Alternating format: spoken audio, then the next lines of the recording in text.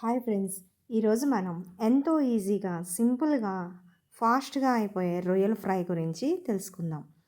ప్రాసెస్లోకి వెళ్ళిపోదామా? ముందుగా రొయ్యల్లో నీళ్ళు తీసేసుకోవాలి. అవి జస్ట్ బాయిల్ చేసేసి తీసేస్తే సరిపోతుంది. వాటిని ఒక పక్క మళ్ళీ బౌల్లో వేసేసి కొంచెం వాటర్ పోసి ఉడికించుకోవాలి, లైట్గా పసుపు అవి వేసి.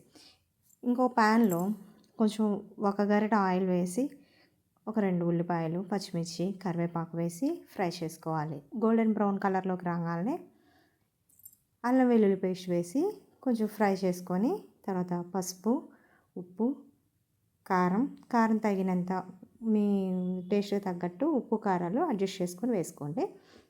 ఫస్ట్ నేను కారము పూర్తిగా వేసేయలేదు, కొంచెం వేసాను అనమాట, లైట్గా వేసి లాస్ట్లో మళ్ళీ కావాలంటే మళ్ళీ కొంచెం వేసుకోవచ్చు. లాస్ట్లో వేస్తే అది బాగుంటుంది టేస్ట్. ఇంకా ఇప్పుడు లైట్గా ఫ్రై అయిన తర్వాత ఉడికించుకున్నటువంటి రొయ్యల్ని దాంట్లో వేసి కలిపెట్టుకొని మూత పెట్టి మగ్గించుకోవాలి.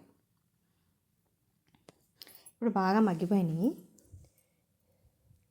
అలా ఫ్రై అయిన వాటిలోకి మనం ఏం చేయాలంటే ముందుగా పొడి మసాలా రెడీ చేసుకోవాలి. పొడి మసాలా కోసము అందులో చూపించిన దినుసులన్నీ మిక్సీ పట్టేసుకొని దాంట్లో వేసి మిక్స్ చేసుకోవాలి. అంతే, చాలా ఈజీగా ఉంది కదా. దీంట్లోకి కారము కొంచెం లైట్గా వేయాలని చెప్పాను కదా, లాస్ట్లో అది వేసేసాను. వేసి మళ్ళీ కొంచెం కొత్తిమీర వేసి కలిపెట్టి కాసేపు ఒక 2 to 3 minutes మూత పెట్టి మగ్గించుకోవాలి. ఇంకంతే, రెడీ అయిపోయింది మనకి వేడివేడి రొయ్యల ఫ్రై.